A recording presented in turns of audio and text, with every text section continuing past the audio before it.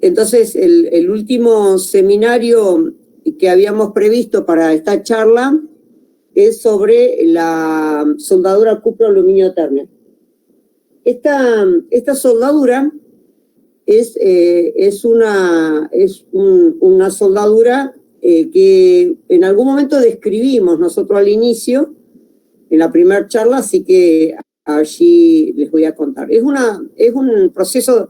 ¿Se acuerdan que cuando hablamos de soldadura decíamos que nosotros el esquema de clasificación que usamos es desde el estado de los materiales que involucran la soldadura, ¿no? Que los materiales siempre son el metal base o los metales base y el metal de aporte, si existe. En este caso es una soldadura en el cual lo que se busca es fundir uno de los componentes que queda unido al otro. Es la soldadura típica de la protección catódica y van a ver que nosotros la damos en ese enfoque, pensando en la protección catódica. Se usan otras aplicaciones, pero nosotros la vamos a dar con ese enfoque y ahora les cuento por qué esa metodología de dar la charla de esa forma. La imagen, bueno, además del título, muestra acá un crisol, que es donde uno introduce pólvora y fundentes, que lo coloca sobre la superficie. Este es algo que hicimos en el laboratorio, por eso es una chapa, o sea, una sección de una cañería, perdón. Y después de que terminó la soldadura, el conducto de cobre queda sobre la superficie de la cañería.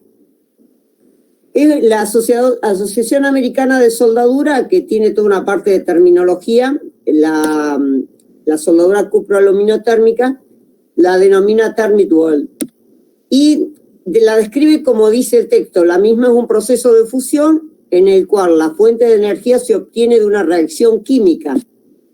La fuente térmica son los reactivos sólidos que reaccionan liberando calor, no existe aplicación de carga mecánica y la protección de la pileta líquida es por medios de fundentes que generan la misma reacción química. Entonces el crisol nosotros lo usamos como el recipiente en el cual colocamos los ingredientes y se genera la reacción química, que lo que hace esa reacción química es fundir los cables de cobre que van a quedar depositados sobre el acero para transmitir la corriente de protección catódica, que ahora lo vemos. Entonces, nosotros cuando dimos la primera transparencia de la primera charla que dimos, nosotros hablábamos que la soldadura es un mundo muy grande, muy grande, donde uno busca unir materiales de distintas formas. Materiales metálicos y no metálicos, ¿no? Todos sabemos que en este momento los polímeros también se usan soldadura como método de unión, y todos sabemos también que las telas de plásticos y demás también se sueldan, ¿no? O sea que la soldadura la vemos en muchas etapas de nuestra vida y en muchas aplicaciones de nuestra vida. Todo lo que sea una unión, muchas veces que involucre materiales, se denomina soldadura. ¿Se acuerdan que nosotros hablábamos de la soldadura por fusión? Y en la primera charla dijimos que nosotros podíamos tener la fuente de energía, podía ser eléctrica, que nos generaba un arco eléctrico, que era la fuente térmica, y que podíamos tener una protección a través de un gas de protección o un flux, una escoria, por ejemplo, en el caso de la soldadura manual con electrodo revestido, o gases, en el caso del gas metal o flat core o algún otro proceso, o gas tungsten welding. Entonces, capaz que cuando hablamos en los casos anteriores de soldabilidad de distintas aleaciones, estábamos por esta zona. ¿Se acuerdan que estábamos por acá? No tanto hablamos de proceso nosotros, sino de soldabilidad de aleaciones, ¿no? Entonces, pero para esa soldabilidad que pasábamos a estado líquido, estábamos pensando en los procesos que están aquí arriba, y mucho de lo que miramos involucraba estos procesos de soldadura. Creo que eso sí lo fuimos mencionando. Nosotros hoy nos vamos acá abajo, ¿ven? Nos vamos acá, dice química. La fuente de energía es una fuente química. Yo uso fundentes, uso productos químicos que compro y que se usan para que genere una reacción química. sólidos reactantes. Dice que la protección es un flux que está dentro de esos fundentes y la soldadura se llama thermic welding. Entonces nosotros vamos a estar hoy vamos a ver la otra punta dentro de los procesos de soldadura. Y bueno, en el medio hay muchísimos otros procesos de soldadura que nosotros, muchos de ellos hemos trabajado en el laboratorio. De hecho, había una pregunta ahí que yo le contesté que era brazing, el método de unión de cobre-aluminio, creo que preguntaban. Y bueno, nosotros dentro del laboratorio tenemos una línea de brazing que es a pedido de una empresa, ¿no? O sea, un estudio de una soldabilidad para una aplicación industrial. Entonces nosotros vamos a estar viendo este proceso de soldadura hoy, bien al fondo.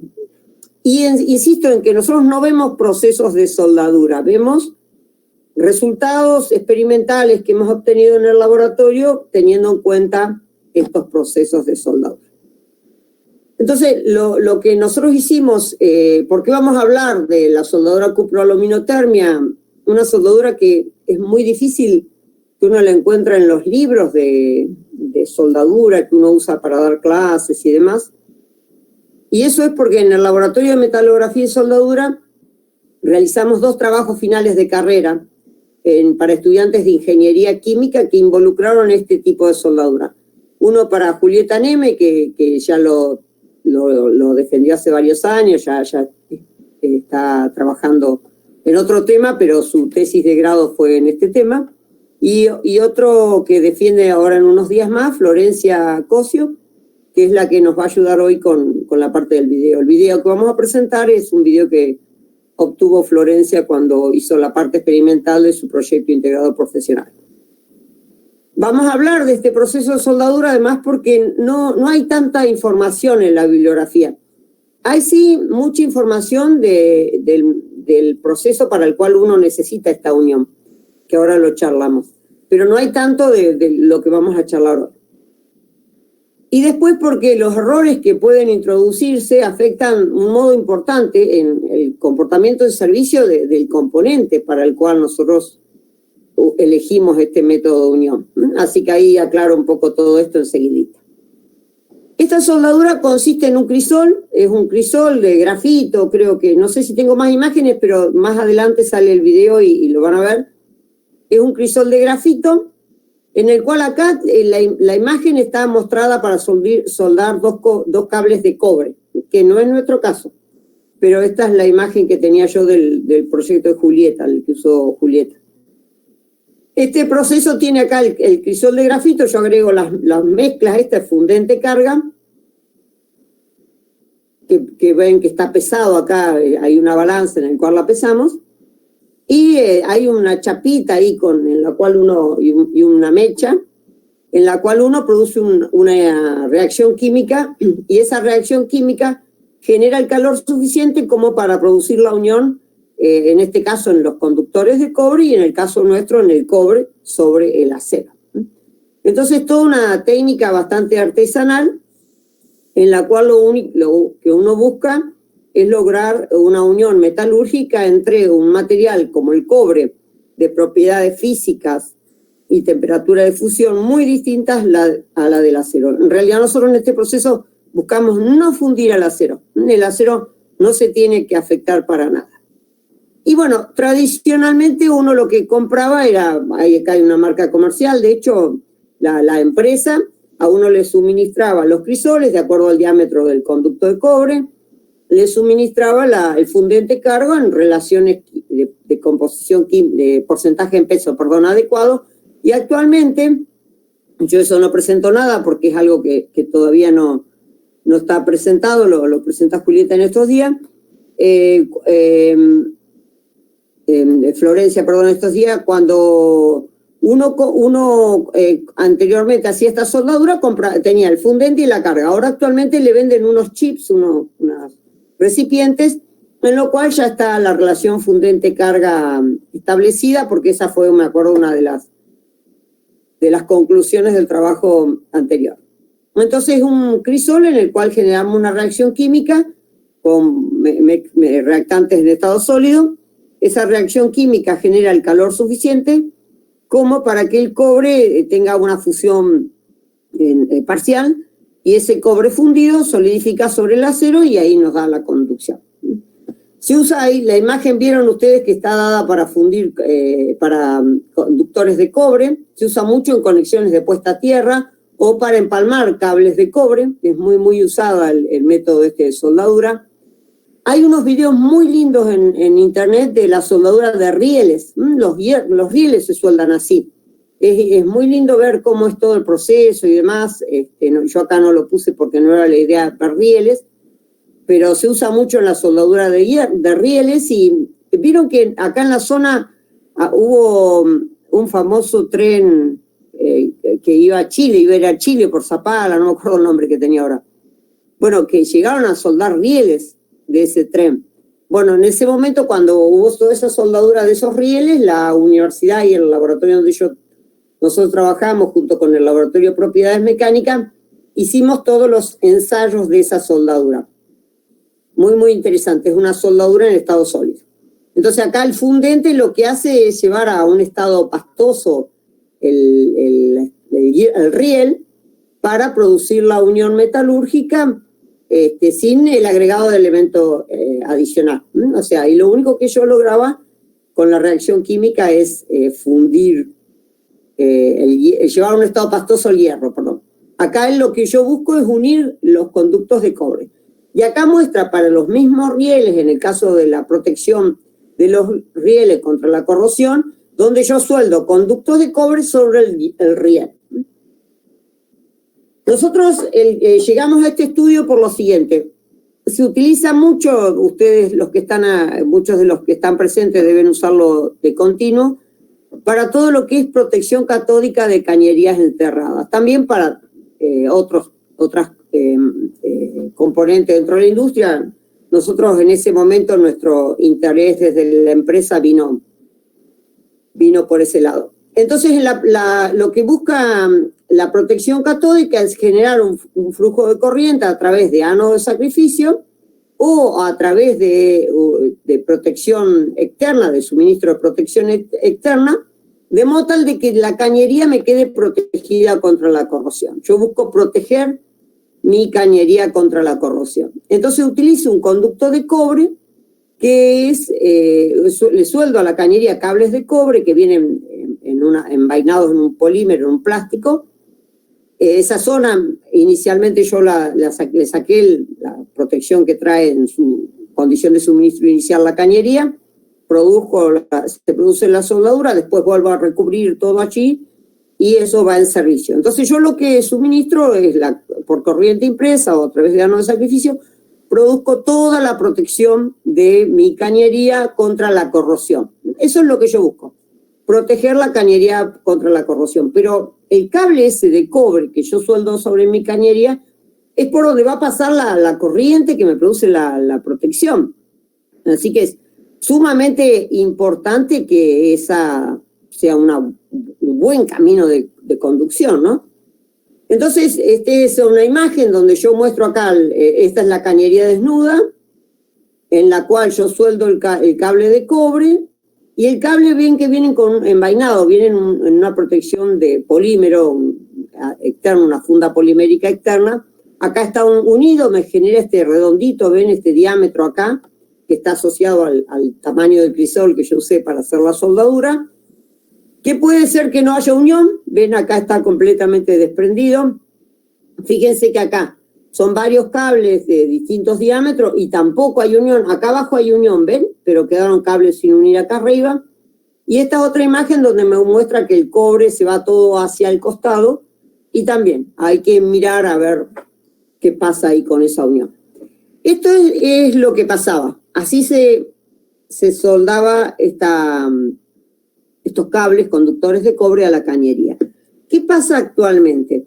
A partir de cierta calidad, estos aceros son los que se acuerdan que describimos como acero API 5L, grado A, grado B, X42, X46, 52, 56.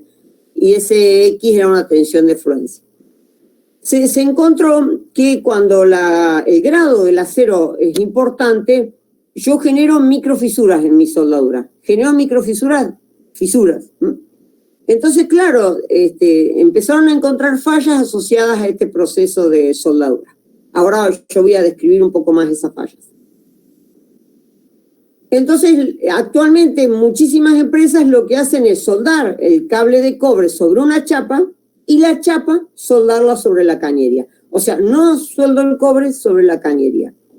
Eso es un criterio de trabajo de algunas empresas. Otras empresas siguen soldando como estoy mostrando acá. Yo cuando termino de soldar, por supuesto que yo tengo que medir que haya una circulación de corriente y más, mido una diferencia de potencial, controlo esto en línea, o sea, cuando ya la soldadura está puesta en línea, ¿no?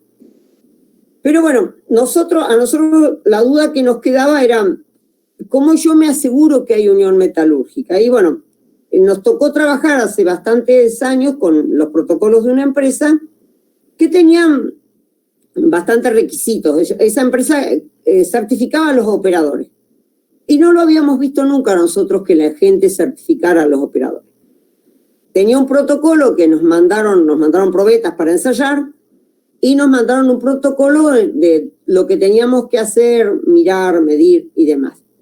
Pero claro, no nos quedaba en claro el criterio de aceptación. Eso voy a aclararlo un poquito más, de ese protocolo. Entonces, bueno, nos quedó ahí, como que nos quedó el tema sin cerrar. Entonces veníamos con ese tema que no lográbamos entender cuál era el criterio de aceptación de este tipo de soldadura.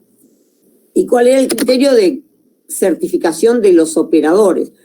Por supuesto que si no había fisura era un criterio, ¿no? Pero habían otros requisitos más que teníamos que evaluar. Entonces ahí vamos a analizarlo. Entonces, esto fue lo que nosotros analizamos. Pero insisto en este concepto. Algunas empresas sueldan el conducto de cobre, el cable de cobre, sobre chapa. Y la chapa sobre la cañería. Entonces, ustedes van a ver que algunas de las cosas que nosotros vamos a estar mencionando hoy son importantes independientemente de que suelde una chapa o que el cobre lo suelde sobre la cañería. Yo voy a ir aclarando ambos casos. Pero esta es la soldadura de la cual yo voy a hablar. Capaz que alguno de ustedes trabaja con ella, capaz que no. Pero bueno, nos pareció interesante porque no hay tanta información sobre esta cañería, sobre esta soldadura. Entonces, estas son las soldaduras Thermidwell de las que vamos a hablar. Se usa para soldar el cable conductor de cobre, uno o varios cables, a la cañería. Entonces, insisto en esto, que hay empresas que soldan el cable sobre una chapa y esa chapa sobre la cañería. El diámetro del conductor, la sección del cable de conductor, eso no es lo que nosotros evaluamos ahora, porque eso uno lo estudia cuando analiza protección catódica, cuando está haciendo un curso de corrosión. Entonces, cuando necesita saber, bueno, qué diferencia potencial necesito para que esto quede protegido, bla, ahí lo analiza. Pero no es el caso este. Nosotros vamos a tratar de entender esta interfaz, esta zona de acá. Mirar un poco en detalle qué está pasando en esa soldadura. Por este cable de cobre, entonces, lo que nosotros buscamos es la circulación de una corriente que me protege la cañería, que yo utilizo ánodo o corriente impresa, pero yo protejo mi cañería.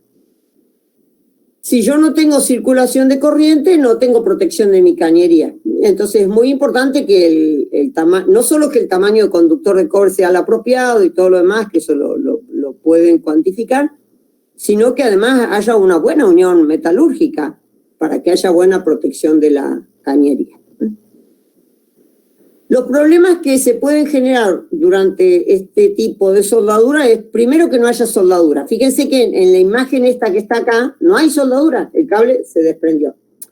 Claro, tuvimos suerte porque el cable se desprendió antes. Entonces, bueno, nosotros veremos cómo volvemos a soldarlo. Cortaremos y volveremos a soldar. Acá ven que en esta imagen es como que se soldó algunos abajo y este de acá arriba no lo soldó.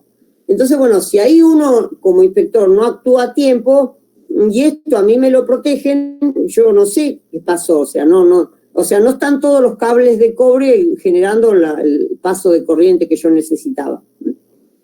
Y acá, fíjense que el cobre se fue por los laterales, no sé cuánto tendré soldado. Entonces, uno de los grandes problemas es que no haya soldadura. Otro de los grandes problemas es que el área de contacto sea insuficiente para la corriente de protección que yo necesito establecer, que yo necesito que circule.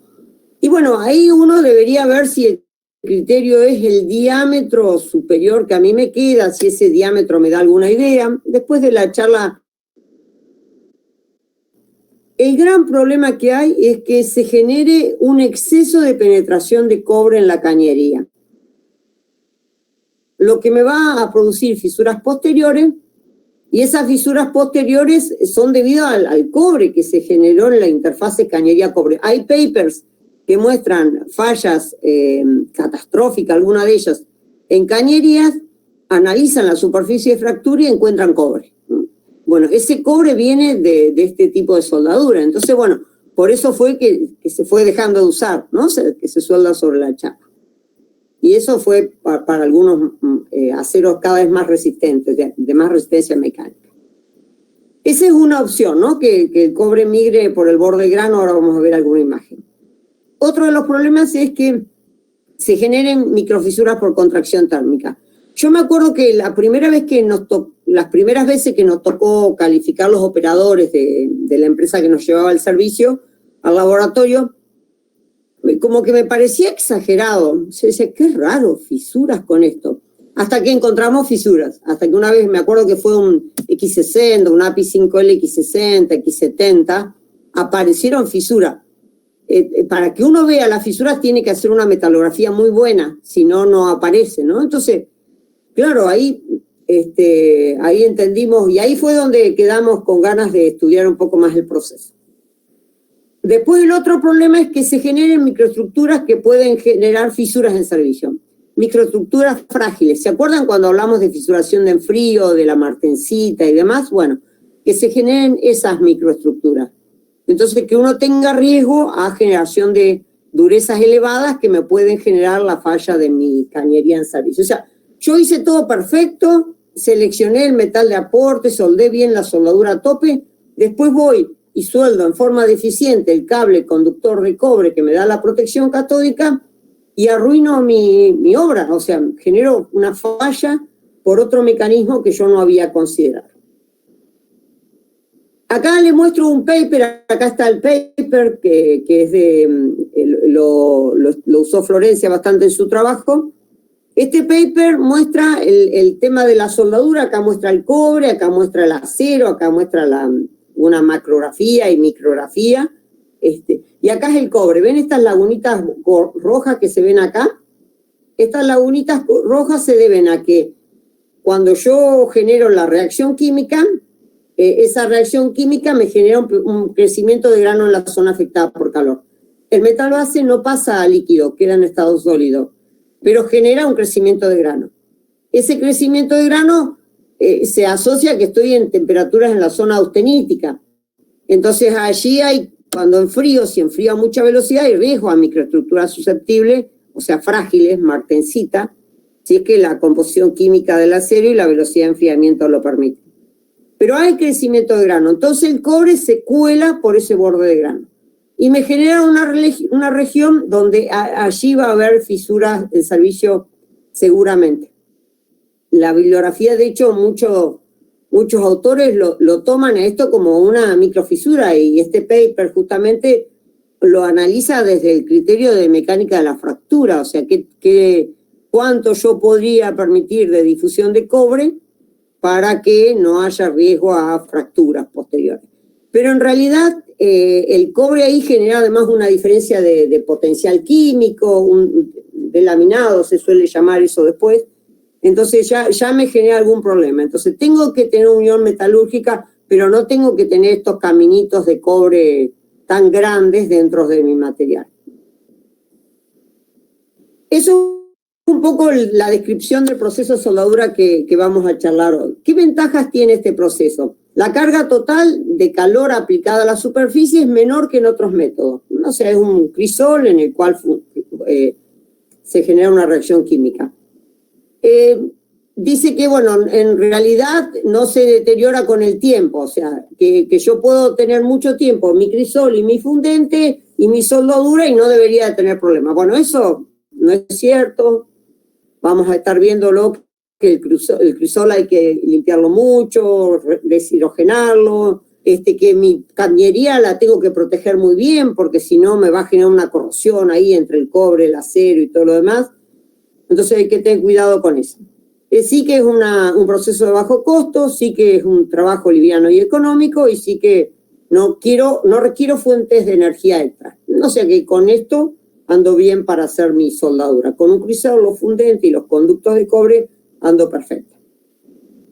No hay mucha norma, hay algo en una IRA muy vieja que encontramos, y dice, por ejemplo, que yo tengo que hacer una inspección visual y que no tengo que tener defectos tales como socavados, nido de avispa, poros, otras imperfecciones superficiales que puedan llegar a comprometer la unión. Y lo otro que dice esta norma es que la sección transversal de la soldadura deberá ser mayor o igual de la pieza que quiero soldar. O sea que si el diámetro de cobre es este que está acá, la sección resistente del cobre suelen ser varios alambritos, esta zona fundida tiene que ser un poco más grande que el material a soldar. Y lo otro que dice es que la presencia de escoria o incrustaciones será tolerada siempre que sean superficiales y que puedan quitarse fácilmente con herramientas manuales, con un martillo y demás, y que no me afecten en forma significativa la geometría de lo que estoy soldando. Lo que suele pasar es que cuando ustedes sueldan, queda este conito que está acá arriba, ¿ven? Entonces después uno le da un golpe, ese conito sale y ahí es donde se me llevó toda la escoria que yo había generado durante esta reacción química. Entonces acá la imagen muestra un conducto soldado sobre una chapa de material.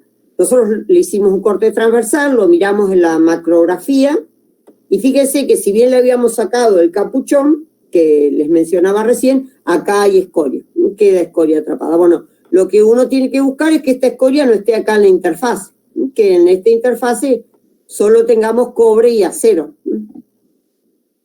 Pero bueno, la gente lo único que hace es un visual desde arriba, ¿no? Desde acá. Esto que nosotros estamos viendo es algo que hicimos nosotros en el laboratorio.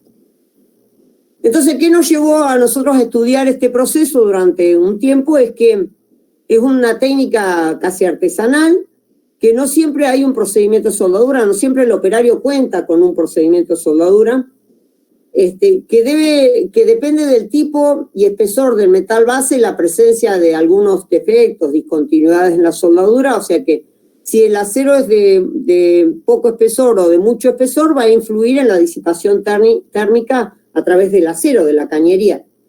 Y si el conducto de cobre es de mayor diámetro o menor diámetro, yo voy a necesitar una fuente de calor más grande o más pequeña, un crisol distinto. Y además el diámetro de la cañería. Si el diámetro es pequeño o el diámetro es grande de mi cañería, va a influir entre el contacto del crisol y mi cañería. Entonces son todas unas relaciones que uno debería tener estandarizadas. Y que en general nosotros no encontramos de que hubiesen controles no destructivos posteriores que me garanticen la unión del cobre a la cañería. Y eso van a ver que va a ser importante. ¿Cómo hicimos? Nosotros, bueno, lo primero que hicimos fue entusiasmar a una empresa de la zona para que se interesen en el estudio de este proceso de soldadura con sus operarios y nos financien la línea, ¿no? O sea, nos financie esto de soldar y después cortar todas las probetitas, ¿no? Entonces, bueno, eso lo conseguimos, por suerte siempre lo conseguimos. Entonces, eso nos permitió hacer muchísimas soldaduras. Entonces la empresa nos suministró a sus operarios, nos suministró sus crisoles, nos suministró sus conductos de cobre. Entonces ellos variaron todos los parámetros que ellos querían variar y nosotros le agregamos los que nosotros queríamos ver y armamos un set muy, muy interesante de probetas que estudiamos. Entonces hicimos muchas probetas soldadas, caracterizamos las soldaduras obtenidas. La primera tanda nos permitió armar un protocolo. La primera tanda de soldadura nos generó muchos rechazos. Entonces, con esos rechazos generamos un nuevo protocolo. y nos permitió generar un protocolo final y generar un instructivo para realizar las soldaduras y aprendimos mucho el rol de las variables en este proceso de soldadura que nosotros siempre trabajamos en arco eléctrico, entonces siempre trabajamos modificando el aporte térmico. Acá el aporte térmico es una reacción química, entonces bueno, nos permitió analizar el rol de todas las variables, generar instructivo, estuvo muy, muy útil para todos. ¿Qué técnicas de caracterización aplicamos? Bueno, hacíamos las soldaduras, en un ratito vamos a ver cómo. Después de hacer un visual de esa soldadura, en el visual ya descartábamos varias, van a ver ahora algunas imágenes, pero las técnicas que aplicamos en el laboratorio, que son las que disponemos en el laboratorio, es una macrografía, que es a la zona de soldadura, la cortamos chiquitito, hicimos un corte transversal con esta orientación, la incluimos en una resina acrílica y hicimos una preparación metalográfica. Y empezamos la caracterización. Fíjense que ya en esta imagen que está acá, ustedes ven acá primero escoria en esta zona y después ven que se ven conductos de cobre sin soldar. O sea que nos quedaron cables de cobre sin unir, que no forman parte de la reacción. Por más que al final uno pudiese verlo como soldado, no estaba soldado. Después hicimos una caracterización una medición de la microdureza. La microdureza normalmente se busca medir lo más cercana al cobre posible. Se busca medir sobre el acero, pero lo más cercana al cobre posible. Y para ello nosotros en el laboratorio tenemos un microdurómetro, hicimos un barrido. Eso que se ve ahí chiquitito, chiquito, son las improntas de dureza. Graficábamos esas mediciones de dureza. Después lo que hicimos fue una caracterización por microscopía óptica, este sería el microscopio óptico que tenemos en el laboratorio, uno de ellos, y lo que hicimos preparar la microestructura como para poder detectar las fases presentes, con la idea de detectar estas fases frágiles o duras que afectan, le dan riesgo a microestructuras susceptibles a fisuras. Entonces miramos la microestructura y lo que nos permitió, lo otro que hicimos fue, teniendo en cuenta la dureza y teniendo en cuenta la microestructura, o sea, la penetración o la unión metalúrgica que tengo acá, medir esto, el porcentaje de unión. Porque nosotros la duda que nos quedaba con lo que pedía la empresa ya a tiempo y con lo que nosotros hacíamos, era ¿qué porcentaje de unión es el eficiente? ¿Cuánto? Yo necesito 10%, 12%, 20%, 14%, o sea, ¿qué número? Y ese es el número que no encontramos una cuantificación. Entonces entramos a ver que habían casos donde yo lograba una dureza homogénea y que esa dureza homogénea se traducía en una unión metalúrgica eficiente. Entonces empezamos a analizar esa relación. La relación entre porcentaje de unión, la dureza y la microestructura presente. Bueno, acá ahora vamos a ver enseguida el video, pero esto sería la secuencia de trabajo que tuvimos. La empresa llevó secciones de cañería, de la cañería que ellos estaban soldando, que a ellos les interesaba analizar, la empresa financió el trabajo. Entonces lo que hacíamos era limpiar bien la superficie, medir espesores, que eso es lo que uno hace en el campo, antes de soldar mide el espesor para asegurarse que no haya ninguna heterogeneidad. Bueno, nosotros, como estamos en un laboratorio, pudimos limpiar con acetona. Estos son los crisoles acá abajo, no alcanzo a ver acá. Hay un lugar donde entra el conducto de cobre y acá le agregamos el fundente, ahí le está colocando el operario la mechita y va a cerrar ahí, va a prender la mecha y va a salir la reacción química. Así que, Flor, si querés, vos proyectás, esperen un cachito que... Deme un segundo que me salgo de la presentación. Y así puede presentar Flor el video. Ahí dejé liberado, así Florencia presenta. Después, si alguno de ustedes usa este proceso, nos cuenta acá en la página. Y si tiene experiencia, nos hace algunos comentarios. Bueno, ahí está, ven, ya se hizo la reacción química. El señor está sosteniendo el conducto de cobre y arriba sostiene el crisol, ¿ven? Ahí ya está sacando el crisol. ¿Ven cómo queda ese capuchón que se observa aquí arriba? En ese capuchón, volvelo a poner, Flor, ¿querés? En ese capuchón es donde después voy a tener la escoria que decíamos. Pero bueno, esa es la soldadura. Ven que hay como una reacción química bastante violenta. Y en esa reacción química bastante violenta es que se genera la unión del cobre sobre el acero. Y ahí es donde uno después le da golpe, sale ese capuchón y quedó la unión hecha. Ese es el proceso, así de simple es el proceso de soldadura. Insisto en que actualmente algunas empresas esto lo sueldan sobre una chapa y la chapa es la que sueldan sobre el conducto, sobre el acero. No sueldan el cobre sobre el acero por algunos problemas que vamos a ver ahora. Entonces vuelvo a la presentación mía. Gracias, Flor. Ella después el lunes creo que presenta su proyecto integrador y como por estas cuestiones que tenemos ahora va a ser virtual. Si a alguno le interesara escuchar la Flor, avisa y son actividades públicas los trabajos finales de carrera. Así que y le mandamos la invitación. Entonces este es el procedimiento para realizar esta soldadura. Entonces nosotros generamos un protocolo donde en el protocolo vamos a decir que hay que pasar con un flap acá a esta zona, limpiar muy bien la zona, que hay que medir espesor, que hay que limpiar con acetona, que hay que limpiar bien el crisol, porque muchas veces uno sigue usando el crisol y está el contaminado, y en realidad lo ideal sería que el crisol uno hasta lo pudiese precalentar, para no usar parte de la energía de la reacción química en precalentar el crisol. Entonces, si uno lo pudiera hacer, entonces usábamos unos calentadores eléctricos para precalentar el crisol y precalentar la zona de trabajo. Acuérdense que esto muchas veces uno lo hace en el campo, muchas veces uno aplica esta técnica cuando cambia tramos de cañería y demás, así que es importante todos estos detalles. Entonces, bueno, ese fue un poco el protocolo que armamos de toda la secuencia de trabajo y bueno, esa es la segunda tanda de soldadura. Hicimos una primera tanda de un montón de soldaduras que nos salieron bastante mal y volvimos a hacer otra tanda de soldaduras en este trabajo anterior al que vamos a presentar en unos días. En este caso acá había algunas relaciones de la cañería y demás y usábamos esta marca de fundente y pólvora. Y lo otro que le agregamos fue que al crisol acá lo usábamos como una masilla.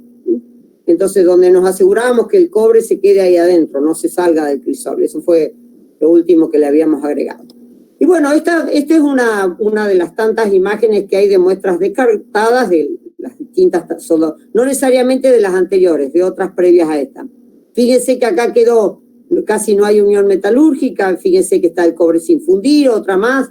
Donde sigue el cobre sin fundir, hay como unos pequeños tramitos donde hay unión, acá sigue sin haber unión, fíjense que este de acá es todo poro, se me quedó corrido acá, todo poro, acá hay una pequeña unión acá arriba, abajo, pero acá está el cobre sin fundir, otra con cobre sin fundir y muchísima porosidad, por más que el número 20, si uno lo miraba de arriba, se veía como que estaba soldado, o sea, todas estas son las que llegaron a que las cortemos, ¿no? Previamente hubieron un montón que nosotros descartamos porque se despegó el cable de cobre antes. Bueno, y acá hay otra más que también sigue sin fundir los conductos de cobre. Estas fueron las que siguieron en camino, donde veíamos unión metalúrgica. Entonces, en estas que vimos unión metalúrgica, aplicamos los estudios que mencionamos anteriormente. Esto de la caracterización, la macrografía para medir el porcentaje de unión, la microestructura para ver si habían microestructuras susceptibles y el barrido de microdureza para ver si encontrábamos un plató de dureza que nos indique una zona efectiva de unión. Eso buscábamos con la medición de dureza. Entonces, bueno, acá hay unas muestras más que seguimos analizando.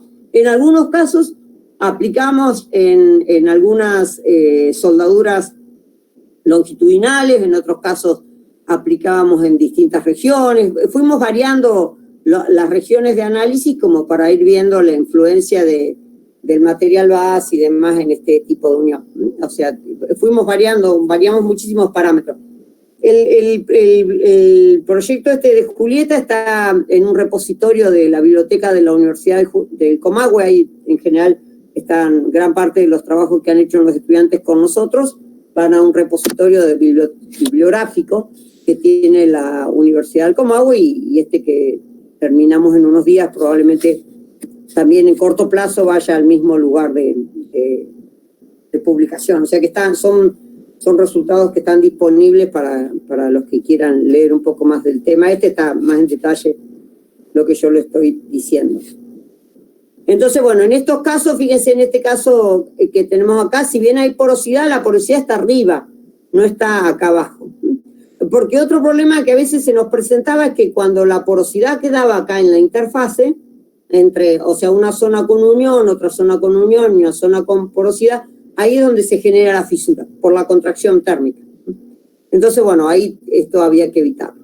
Los resultados de la medición de dureza daban así una disparidad de valores interesantes. El material base tenía una dureza Vickers de 190, era un acero de baja resistencia, y en la zona soldada teníamos regiones con durezas más altas, regiones con durezas más bajas, y acá hay alguna imagen, ¿no? Donde acá vemos la micrografía. Esto que está acá arriba es el cobre, esto que se ve más rojo, perdón. Acá es la zona del cobre, que ahí se ve cómo es el proceso de solidificación.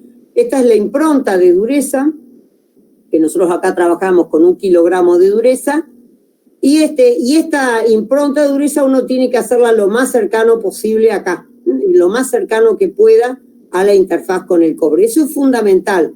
Y eso era un dato que uno no lo veía en los ensayos que a uno le pedían, que las empresas nos pedían que hiciésemos. Si nosotros nos alejamos de esa zona, por el aporte térmico que tenemos y demás, la zona afectada por calor es pequeña, entonces tenemos que estar lo más cercano posible al cobre. Entonces encontrábamos esto, ven acá el material base 180, 190 Vickers, y encontrábamos regiones donde teníamos una dureza constante, ven, de 220 Vickers. Es más alta que el metal base, pero no es una microestructura susceptible. O sea, no es una microestructura que dé problemas, es una microestructura del tipo vainítica porque el material es distinto al que tenemos acá abajo, microestructuralmente. Fíjense que esta misma probeta, si uno la miraba más acá, fíjense que ya la dureza bajaba, cualquier dato obteníamos, llegábamos a la dureza del metal base, y arriba yo tenía cobre. O sea que si yo estaba mirándolo desde la superficie, yo veía un diámetro de cobre bueno. Y acá había suciedad en la interfase, como que la escoria se había colado en la interfase y ya no había unión metalúrgica. Entonces nosotros empezamos a prestarle atención a este dato del plató y a esta unión metalúrgica que teníamos acá. Y eso fue lo que empezamos a relacionar. Y sí, eso fue lo que fuimos viendo. ¿Ven? Acá veíamos en esta otra muestra, lográbamos un plató acá de dureza y ya en los otros lados, por más que veíamos cobre, ya no había unión metalúrgica. Entonces, lo que llegamos a la conclusión es que si uno tenía uniformidad en la medición de dureza, significaba que había una eficiente unión metalúrgica, y bueno, y la duda que a uno le quedaba era cuánto era ese porcentaje. Entonces, eso seguimos avanzando. Entonces, bueno, estas muestran otras micrografías donde ven que la dureza está acá, se ven las improntas, pero claramente no hay unión metalúrgica, la escoria se coló desde el cobre y llegó al metal base y no permite la unión, y en estas otras sí hay unión metalúrgica. Entonces acá tenemos una zona de grano crecido y la zona del cobre, y acá tenemos otra zona de granos crecidos, la impronta de dureza y el cobre. Pero acá fíjense que se muestra cómo se coló el cobre hacia el metal base. Entonces, bueno, esta longitud del cobre es la que uno tendría que evaluar hasta cuánto es permitido, si es que es permitido. Entonces, bueno, esos son los problemas que yo les decía que llevaron a que uno lo tenga ahí, o sea, trate de no soldar sobre el acero. De todos modos, si ustedes están soldando sobre una chapa para lograr la unión metalúrgica que va a dar la resistencia a la corrosión, tampoco esto es deseado. O sea que estas mismas precauciones que nosotros estamos dando, que uno tiene que tener para la soldadura, la tendría que tener cuando soldamos sobre la chapa. está bien, la chapa va a tener un menor espesor, entonces es muy probable que tenga una mejor calidad de soldadura. Pero lo sabemos, lo controlan, lo hacen, califican sus operadores. No estoy segura, capaz que sí, no estoy segura. Entonces, estos son los resultados de la micrografía, donde acá vemos la zona afectada por calor de grano crecido, y acá vemos la zona afectada de grano la zona afectada por calor de grano crecido con una pequeña difusión, sería de cobre, hacia el material. Entonces ven que la dureza está cercana, entonces es un buen parámetro. Entonces, acá vemos algunas probetas con sus mediciones de dureza, entonces vamos viendo esto que yo les decía, ¿ven? Entre estos valores, entre esta distancia y esta distancia, yo tengo un valor de dureza homogéneo. Entonces, ese valor de dureza homogéneo yo lo puedo tomar como un parámetro válido, o sea, decir que esto puede formar parte del porcentaje de unión. Acá este rojo ven que es más pequeño, la zona de unión, y en el azul está un poco más discutido, la 37. O sea, como que tendría acá nada más una unión eficiente y ya el resto no tendría.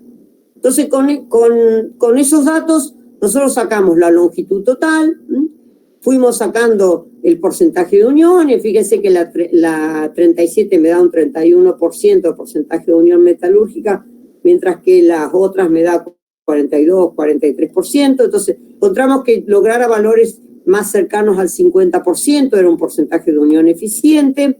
Y bueno, y eso fue lo que nos permitió ir colocando parámetros válidos, o sea, parámetros válidos, decir, bueno, qué porcentaje de unión, cómo puedo relacionar con la dureza.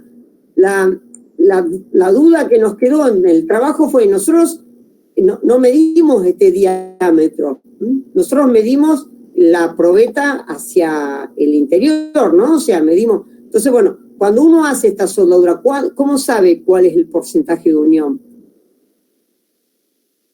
Si uno ya no tiene acceso, ¿no? Desde el lado interno podríamos llegar a tener acceso con alguna técnica no destructiva, pero no tenemos acceso desde el lado interno cuando estamos en el campo. Tenemos solo acceso desde el lado externo. Entonces, por eso es que consideramos que uno tiene que calificar el operario, o sea, tiene que hacer esta soldadura afuera, probar que el operario haga una buena técnica de soldadura.